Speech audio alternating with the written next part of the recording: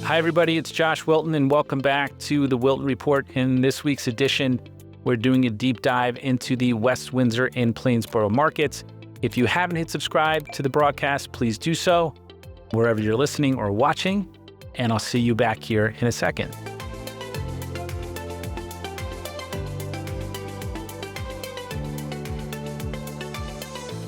Hi, everybody. Welcome back to the Wilton Report. And again, happy to be here. Happy that you're watching or listening.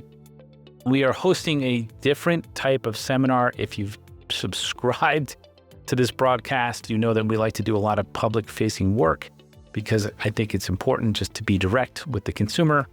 This fall, if you're thinking about selling your house next spring, don't wait for the spring. You'll leave money on the table. You'll leave stress in your pocket. It's not fun. So this fall, October 23rd for dinner, November the 13th for lunch, or December the 18th for breakfast, you can reserve one of those spots. They will be catered. The 23rd, I'm going to have Teresa's Cafe. The 13th, I'm going to have Olives. And December the 18th for breakfast, I'm going to have PJ's Pancake House cater it.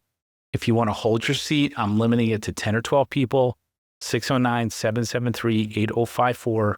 Highly recommend if you're thinking of selling later this year or next year, get ahead of the market, have a strategy. So, and it's not just going to be me. It's going to be someone who specializes in emptying out your house and moving you, an estate attorney, a stager, and myself talking about market strategy. So don't wait to RSVP. I'm going to limit this and hopefully you can join us. So I've been promising a deep dive or deeper dive into the West Windsor market. That is what we're going to do this week, West Windsor and Plainsboro. I have to tell you, West Windsor is scorchingly busy, even compared to Princeton, right? So there are only 46 homes for sale in West Windsor, And if you follow the broadcast, you know right now we're hovering about 66, 68 homes for sale in Princeton. So it's significantly less than Princeton. Only 11 of these have reduced, so 23% of the standing inventory took a reduction in the market. 5 sellers in West Windsor increased their price, which is sort of crazy. And there's 48 active with contract and pending homes, meaning there's more under contract than there is for sale in West Windsor. So what does that mean? It means it's a busy market. Let's do a deep dive into the trends in West Windsor, because I think the math tells a story that you can all profit from. I might have to coin that phrase. So in 2022, there was 266 listings. Now, by the way, this is year to date through September, okay? September 29th. So that's what this date is for. This is year to date through September 29th. The listing data is through the end of August. So there's a little bit of a disparity. That's okay. So through the end of August, there was 266 listings taken in 2022 in West Windsor, 237 sold listings, average price, and this is West Windsor condos, townhouses, 55 plus, the whole shebang, $721. 17 days on the market for a total volume of homes sold of $171 million. Fast forward to 2023, that dropped from 266 to 165 listings, right? We came out of the low rate era and only 161 sold. Not quite half of the year before, but pretty significantly down. Obviously, the average price spiked to $834,000, 18 days on the market, only $134 million in volume in the market. So what does that mean? Brutal for buyers, great for sellers. I would say, brutal for agents just because you went to significantly less volume. Fast forward to 2024, 188 listings through the end of August. Right? 145 sold units through the end of September, just for clarity's sake. Average price of $945,000, 18 days on the market, $137 million in volume. So again, scintillating. Fast forward to 2025, listings are back in West Windsor. It's really good to see. For 264 listings in West Windsor, 194 sold. So it's getting there, it's definitely getting better. A decent chunk of the 264, 20 of them, right, just really came to the market late in the year. This is spring is springing August, September. Let's put it that way. 194 sold. The average price dropped. Prices are not coming down in West Windsor. More inventory came on in the more affordable price points. And why is that? Well, think about it. I had a baby. Maybe I had two. Maybe I got married. Maybe I got divorced. I probably got promoted. I'm whatever. And I want to move to my second house. A lot of that inventory is coming to the market. And that's what we're seeing across the board. More starter houses are coming back to the market, which is great. Average price is coming down, but the prices overall are not coming down. 18 days on the market, completely unchanged for $170 million in volume in West Windsor. Plainsboro, 39 total homes for sale. 11 were reduced. It's 28% of the standing inventory. One seller, again, made the decision to increase their price. I never quite get that. And there's 24 under contract and pending. So, not quite as severe as West Windsor, but again, there's not a lot of housing stock in Plainsboro. It never really was. It's a smaller municipality, right? And it's harder to get a home there. And of the 39, 2/3 are condos and townhouses. Very few single families in Plainsboro. So let's look at Plainsboro. In 2022, 194 listings came to the market. Fast forward to 2025, 168. In 2023, we're at 145. Last year, 150. This year, we're climbing to 168. But compared to West Windsor, it's significantly down, right? Because West Windsor's even. The solds, we were at 173 solds in 2022, 138 in 2023, 141 in 2024, and only 125 this year. Why is that?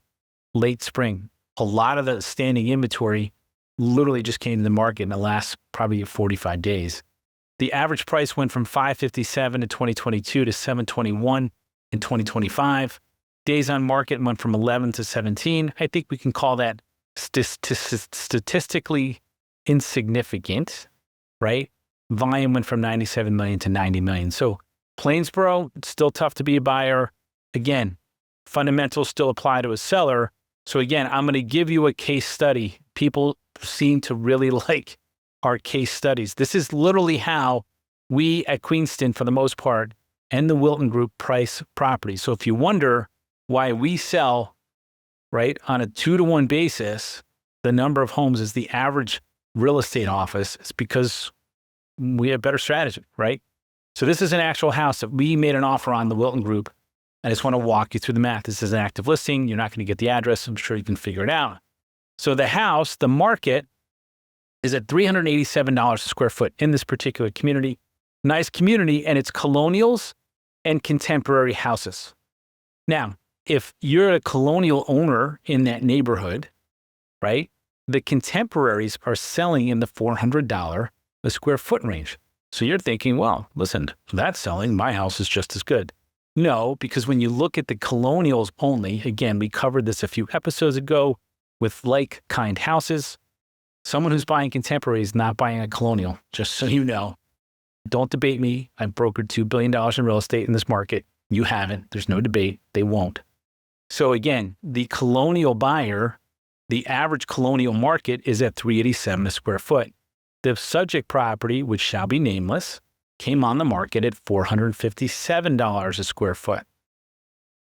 Like $100 a square foot off, right? The assessment for this particular property is $632,600. The average for the market is $663. This is the lowest of the assessed values assigned by the town in the market, right? So again, when you look at it, the assessed value is lower. They're all built about the same time. So we offered 1070, we offered $415 or $418 a square foot, which is a big number compared to the $387 for the market. But when you adjust for appreciation, because some of the comparables for 2023, that's about the market value for the house, right? What did the seller say after my amazing statistical analysis? And I wrote this letter to the listing agent. I'm going to read it to you. We offered 1.70, which places our offer at $418 per square foot. It's the second highest sale on that metric in the community. Now, again, this particular house doesn't have a basement.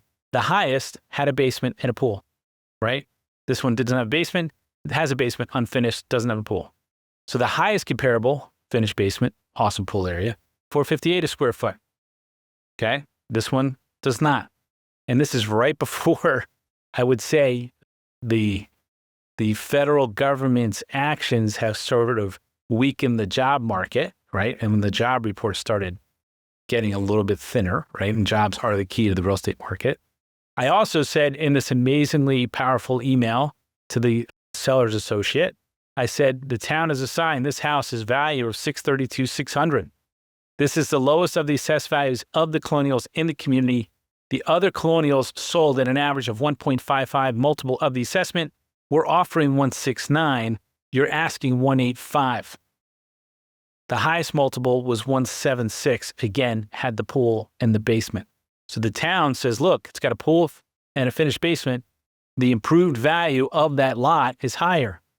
So again, as a seller in West Windsor, you can't overprice your house. This house is still sitting, by the way, just so you know, right? Still sitting, won't take our offer despite my statistical brilliance in the presentation thereof. But that is it for this week's edition of the Wilton Report.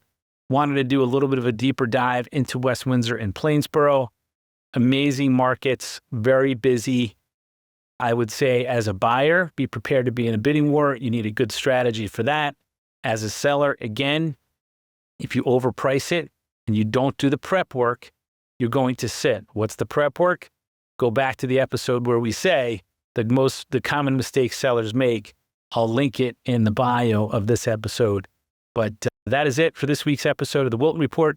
Again, as always, if you haven't subscribed to the Wilton Report, please do so. If you have questions, you can text me at 609-773-8054.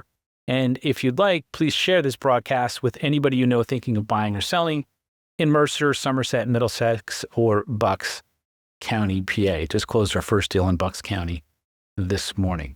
So that's it. My name's Josh. I'll see you guys next week back here at the Wilton Report.